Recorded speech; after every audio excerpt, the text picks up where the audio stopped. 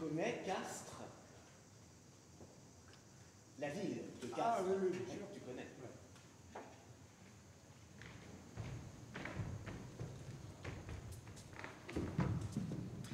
Castres, c'est tout petit et ça se trouve dans le département du Tarn.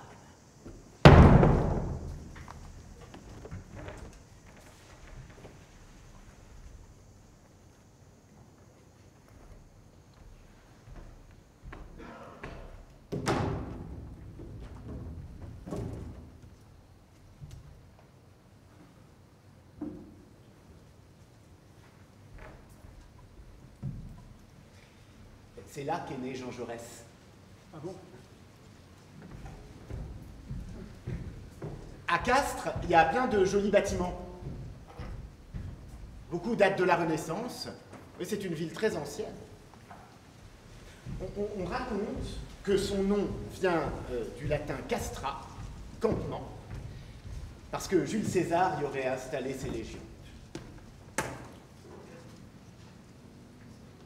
Une ville fondée par César, c'est chic, tu trouves pas?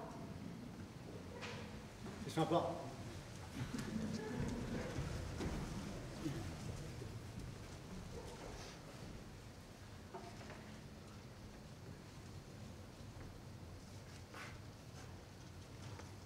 Alors, disons que tu te promènes dans Castres.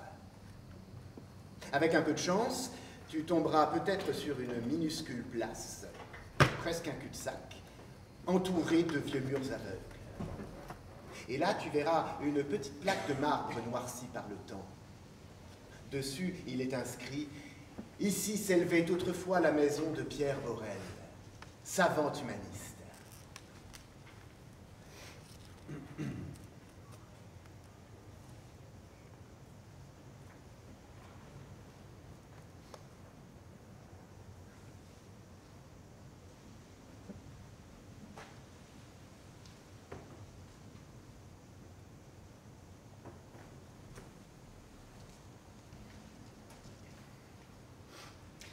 Pierre Borel.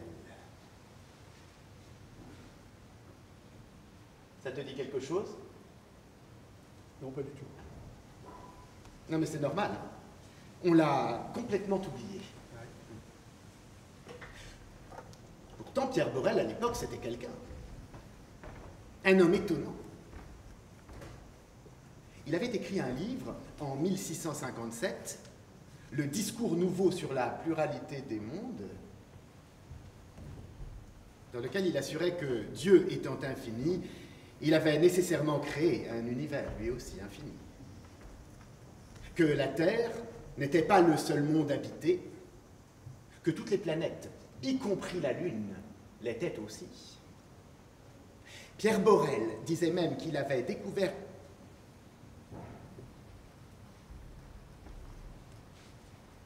un moyen de construire des caravelles volantes afin d'aller visiter les extraterrestres, comme disait-il, Christophe Colomb avait visité les Indiens. Ce traité, dans lequel il assurait révéler les secrets de la navigation spatiale, des artés volantes.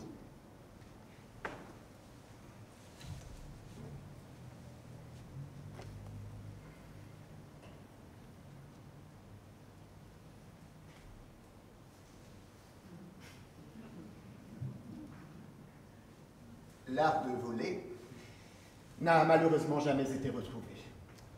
C'est dommage. C'est bien bête.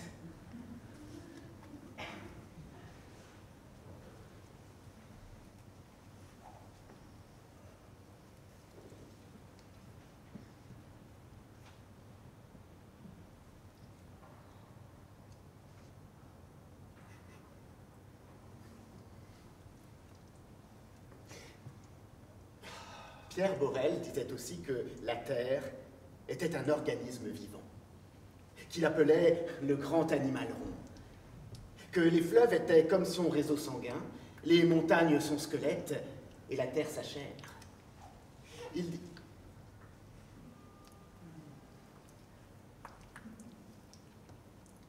disait que c'est d'elle que nous tirions notre existence, que nous étions en interaction avec elle, qu'elle nous portait, qu'elle nous soignait. Pierre Borel était médecin. Il voyait la vie partout. Et s'il la pressentait dans l'infiniment grand, c'est qu'il l'avait découverte dans l'infiniment petit. Il était fou d'un instrument fort rare et tout nouveau à l'époque, le microscope.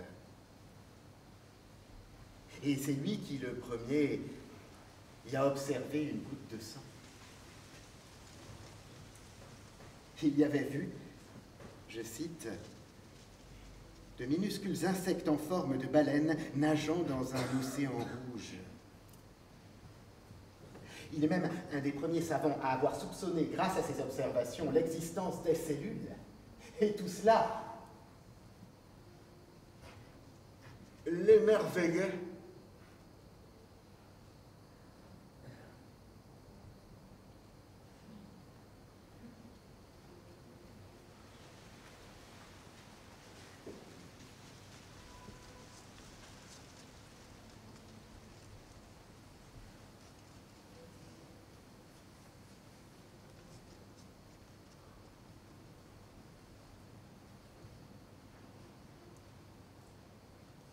Disons maintenant que tu es devant la maison de Pierre Borel. Alors je sais, elle n'existe plus, mais imaginons qu'il t'invite à la visiter. Tu entres, et là tu vois un immense couloir, au fond une porte, et au-dessus de la porte, cet écriteau. Je l'ai traduit du latin. Arrête ici tes pas, curieux, car dans cette maison tu verras le monde. C'est-à-dire l'abrégé des choses les plus rares. Tu vas parcourir tous les pays. Ici, la mer t'offre ses poissons, l'air ses oiseaux, le feu ses œuvres et la terre ses minéraux.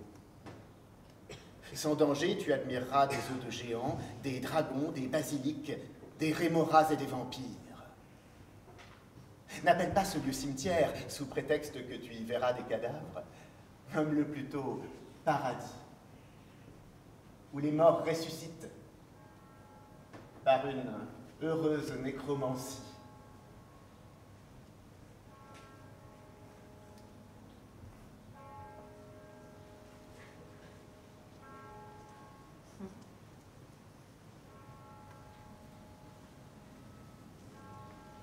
Maintenant, tu passes la porte. Tu y es? Là, tu trouves entassés pêle-mêle aux côtés d'animaux naturalisés et autres momies égyptiennes, une tête de cyclope, de la poudre de sympathie, des calculs rénaux et un miroir d'acier concave qui, je cite encore, brûle le bois, fond le plomb au soleil et fait la tête très grosse. Mais ce qui t'impressionnera le plus, et c'est pour ça que je t'ai amené ici, c'est ce que Pierre Borel considérait comme son véritable trésor. De curieuses formations rocheuses en forme de... comment dire? Oui, qui ressemblaient fort étrangement et fort naturellement à une paire de couilles. Oui, avec une longue verge qu'on jurerait en érection, et qu'il appelait de façon enthousiaste les Priapolites. En hommage à Priape, le dieu bien membré. Tu vois? Oui, je vois.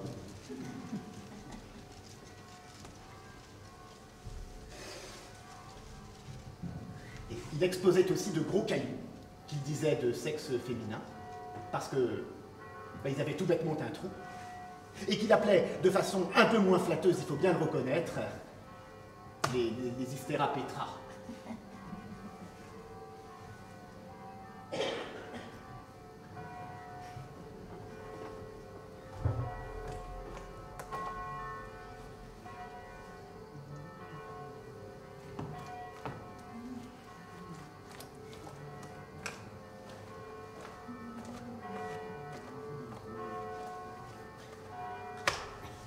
Pour Pierre Borel, qui, comme on l'a dit, voyait la vie partout, et donc aussi dans les roches, eh bien, ces Priapolites et ces Hystera-Petra étaient les organes génitaux du règne minéral.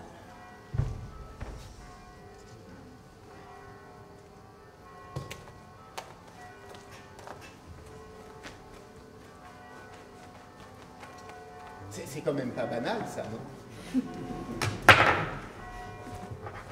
Un castret qui découvre le sexe des pierres.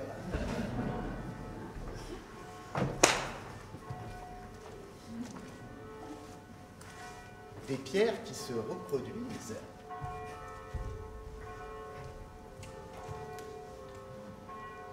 Mais n'y a-t-il rien de plus mal assorti? Hein? Le minéral inerte et froid et la sexualité, qu'est-ce qu'il y a de plus chaud chez les êtres vivants? Oh, ben, Mais ça va pas? donc ça, Mais c'est pas mon sujet, non. si lors de ta première nuit d'amour, hein, ta partenaire reste de marbre, Ouais, ouais. ben, il y a peu de chances que ton Paul devienne un gourdin. Et qui, lui, comme chacun sait, est plutôt en chaîne d'ailleurs. Un cœur de pierre sied peu aux ébats amoureux. Bon, néanmoins, si tu t'ennuies avec ton bloc de marbre et que pour t'éviter l'érosion, tu regardes comme 97% des Français l'ont déjà fait, un film de Popol, eh ben tu vas peut-être tomber sur un genre pornographique qui, à mon avis, va pas beaucoup te plaire. Des gens qui s'ébattent dans un mélange terreux et visqueux. Tu vois? Alors, c'est pas une cure thermale à Vichy, c'est une partouze dans la boue. On nomme ce genre pornographique le mud porn, de l'anglais mud, boue et porn. Bon, ça, j'ai pas besoin de te le traduire. Hein. C'est le sous-genre d'un fétichisme appelé satyrophilie qui consiste à saloper son partenaire pour le rendre plus attirant.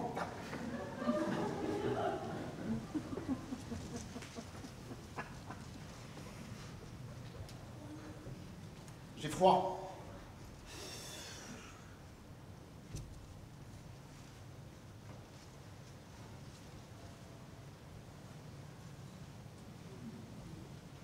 Moi aussi.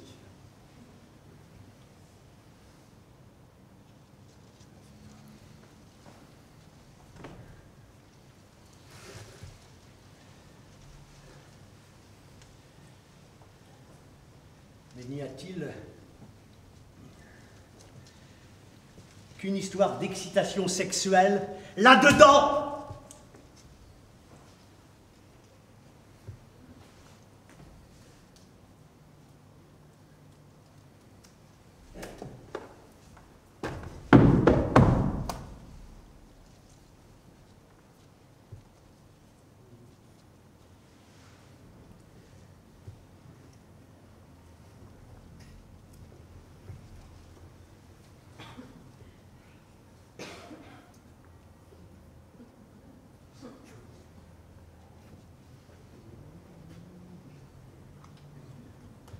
Au Japon, tous les ans, dans le village de Mitsubori, on assiste à une procession très étrange. On mène en cortège tous les jeunes mariés du village, qui portent tous sur leurs épaules un palanquin, une sorte de couche nuptiale. On les dirige vers un endroit sacré, un étang de vases. Les enfants leur jettent des mottes de terre et les lancers se font de plus en plus violents à mesure qu'ils avancent. Pour y échapper, les mariés se jettent dans l'eau boueuse. Ils s'y enfoncent avec leur lit, jusqu'à y sombrer entièrement. 3 fois, ils tentent d'en sortir. 3 fois, on les repousse. Alors, corps et draps maculés, on les proclame régénérés.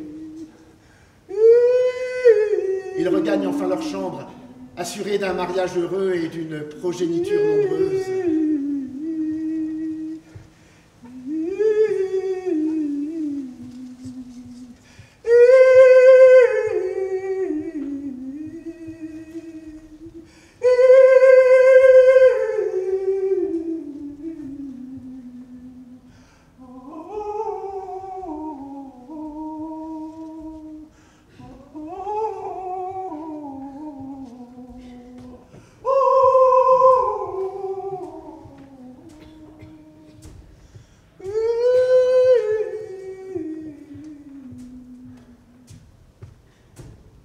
valeur minérale, matière séminale, la frontière semble poreuse.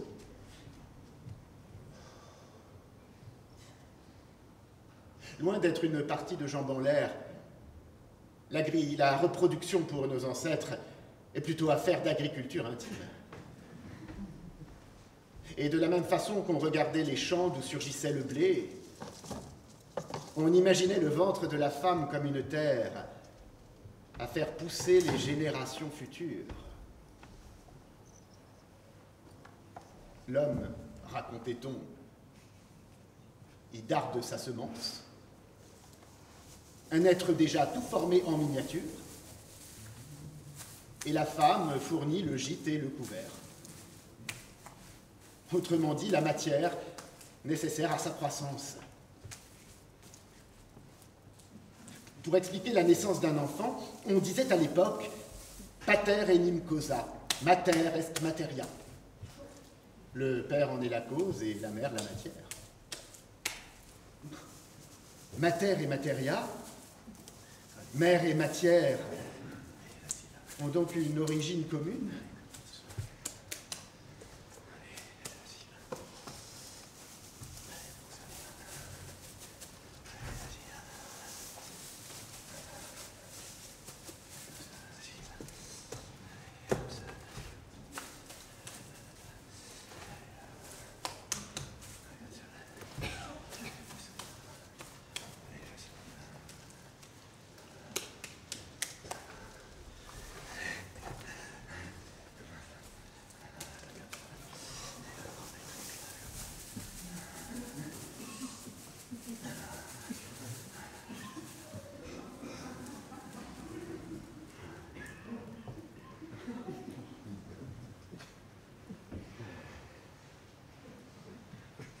Qu'est-ce que tu fais?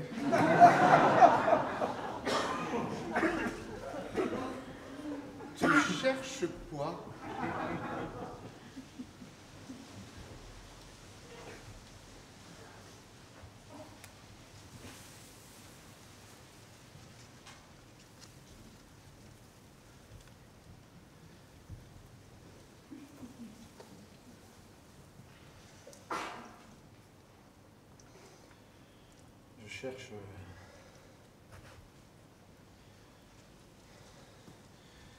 Je cherche à comprendre ce que ça veut dire.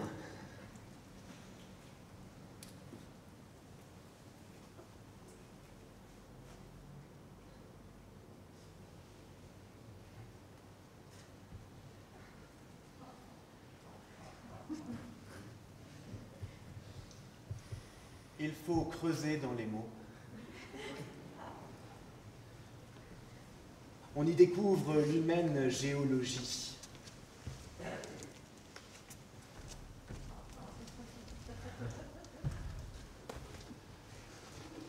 Et si tu parviens à mêler les mots à la terre, alors il peut se produire des choses extraordinaires.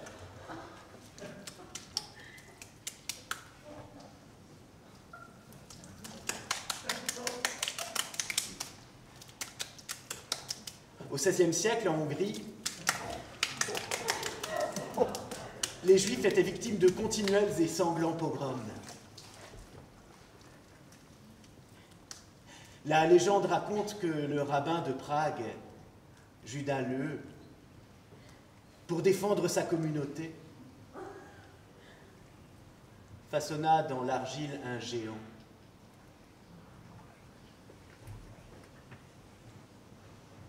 Il apposa sur le front de son œuvre quelques mots, ou plutôt quelques lettres, les noms divins et la statue de vin vivante, le golem.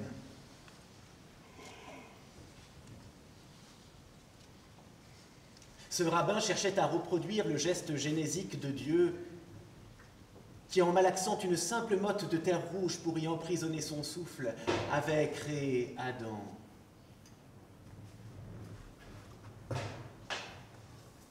L'argile à l'origine de l'homme.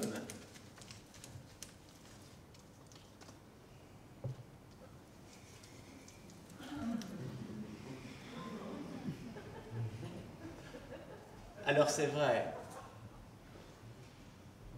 d'avoir un tel sculpteur pour modèle, ça vous a mis une sacrée pression à vous, les artistes.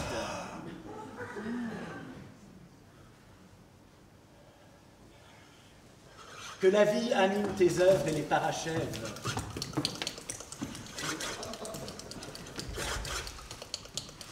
N'est-ce pas ton désir le plus fou?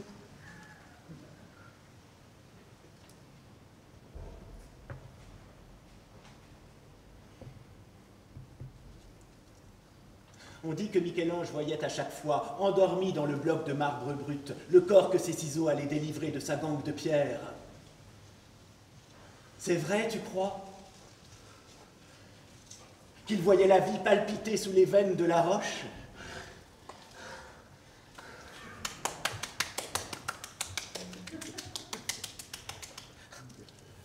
Mais depuis quand est-on hanté par ce curieux pressentiment qui nous fait voir dans l'élément minéral une vitalité créatrice?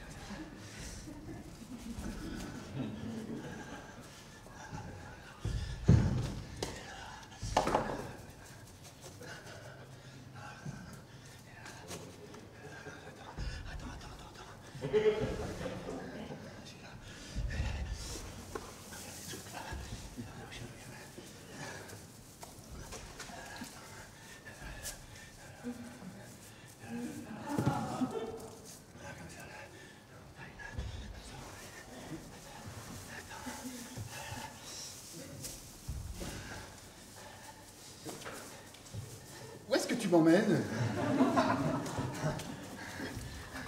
Je suis où, là? Dans une grotte? C'est ça? C'est une très vieille grotte. Et tu crois qu'elle a été habitée par les Néandertals ou les tout premiers sapiens? Oh! Des fossiles. Des centaines de fossiles. Amassés là par nos premiers parents. Mais à quoi ces fossiles pouvaient-ils bien leur servir?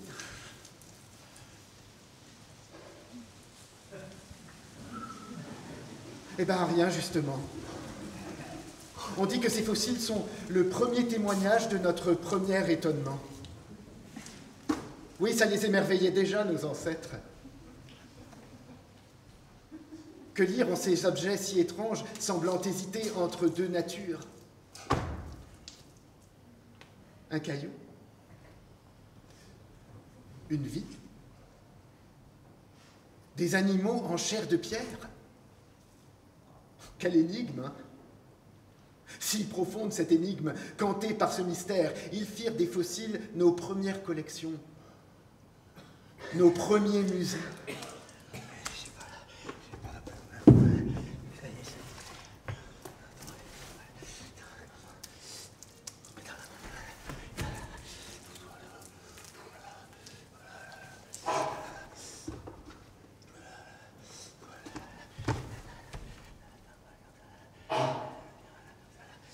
Heidegger avait-il raison? C'est dans l'émerveillement que commença la philosophie.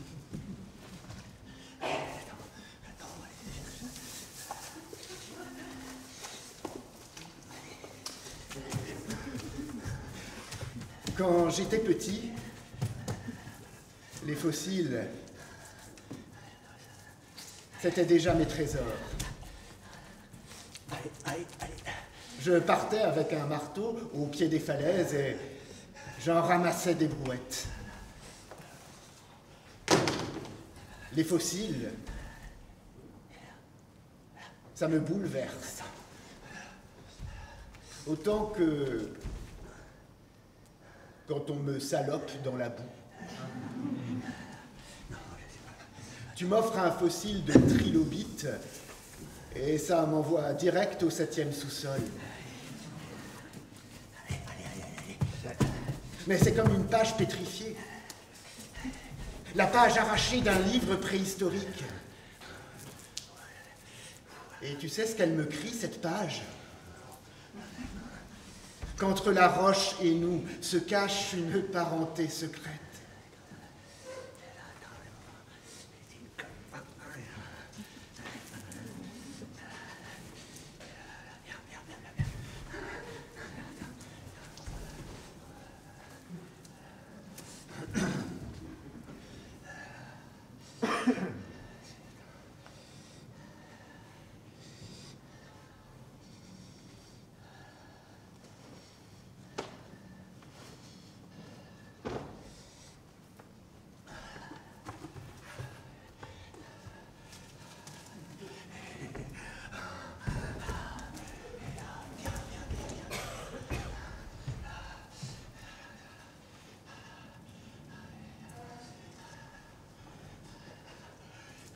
On raconte que les premières molécules carbonées, nécessaires à la vie future,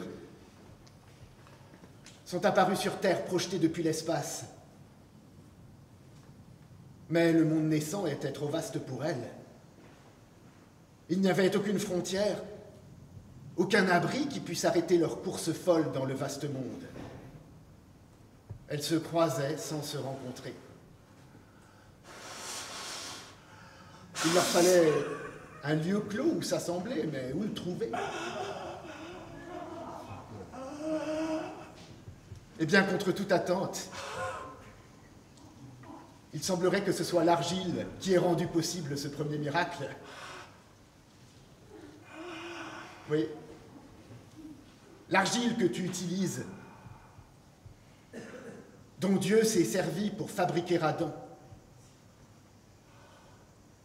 C'est cette argile, dit-on, qui offrit aux molécules une chambre nuptiale, en les capturant dans ses feuillets. Elle joua, en quelque sorte, le rôle d'un site de rencontre, oui, comme un Tinder primitif. En les isolant du monde extérieur, elle leur offrit comme un berceau, ou plutôt comme une membrane, voire même une armature. Et tout en échangeant ces éléments avec elle, l'argile permit aux molécules de s'unir et d'évoluer jusqu'à former les premiers êtres vivants. L'argile fut le premier corps de la vie.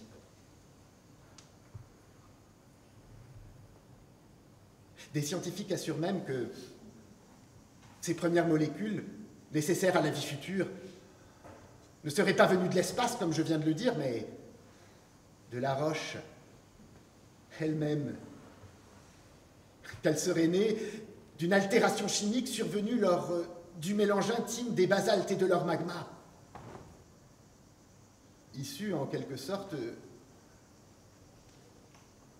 d'une sexualité minérale. Alors, nous ne descendrions pas seulement d'un singe ou d'un poisson, ou même d'une bactérie, mais de la roche elle-même. Et la Terre serait notre premier ancêtre. Des géologues s'aperçurent même qu'avec l'apparition de la vie, les roches se sont multipliées. En cause, dit-on, la respiration des premières bactéries qui, rejetant de l'oxygène dans l'atmosphère naissante, ont oxydé les roches et les ont diversifiées.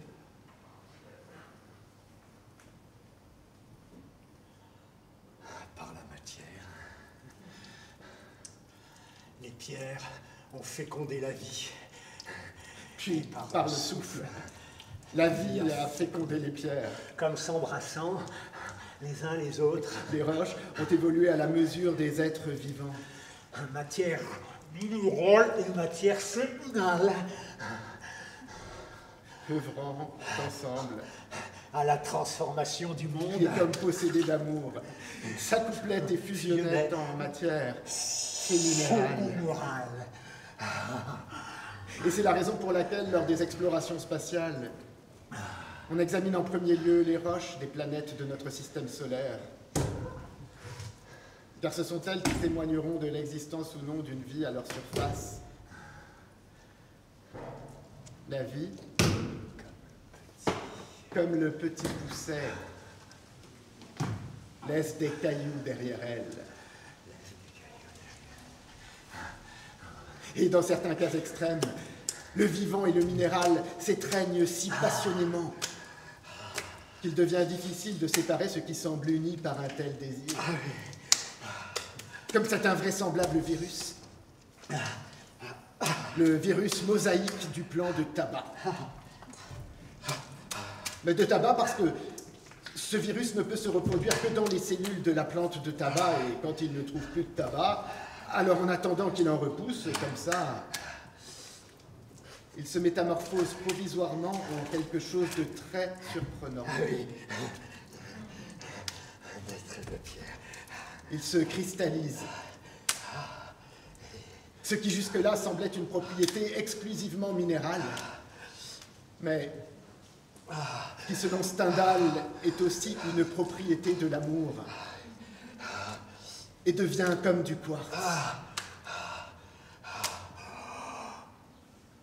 Un être de pierre. Une sorte d'être de pierre.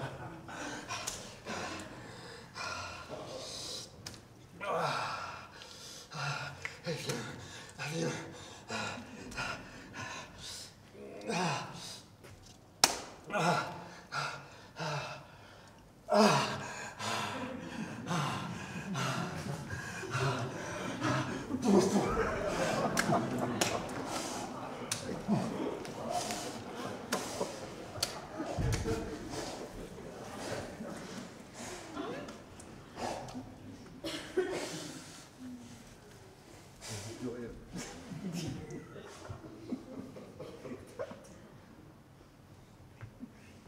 Un être de pierre, comme preuve vivante et magnifique, qu'entre biologie et géologie, la frontière se trouble, puis s'efface.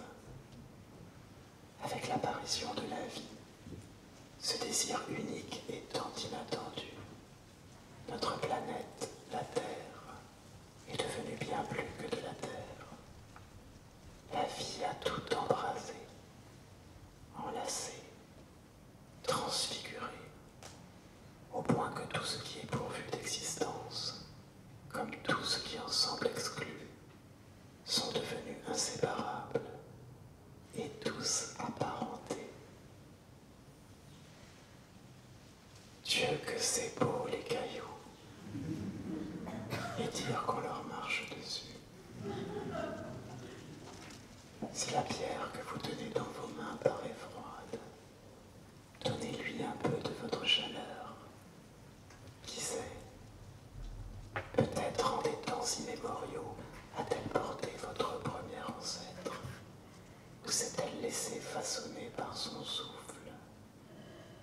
Peut-être alors entendrez-vous une révélation des premiers temps, comme un chant lithique venir percer votre être.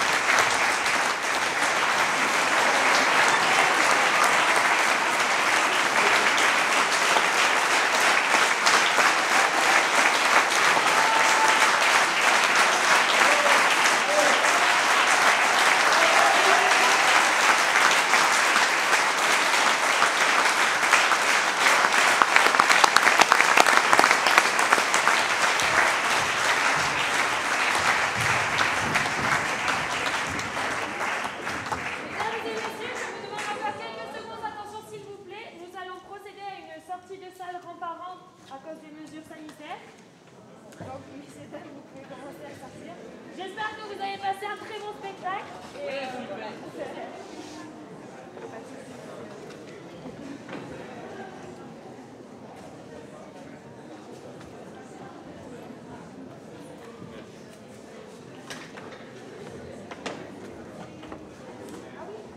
Pardon, excusez-moi, j'avais oublié.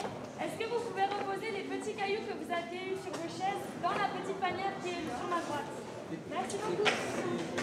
Hein? On coupe, ouais, coupe. Ah oui, t'as pas le casque.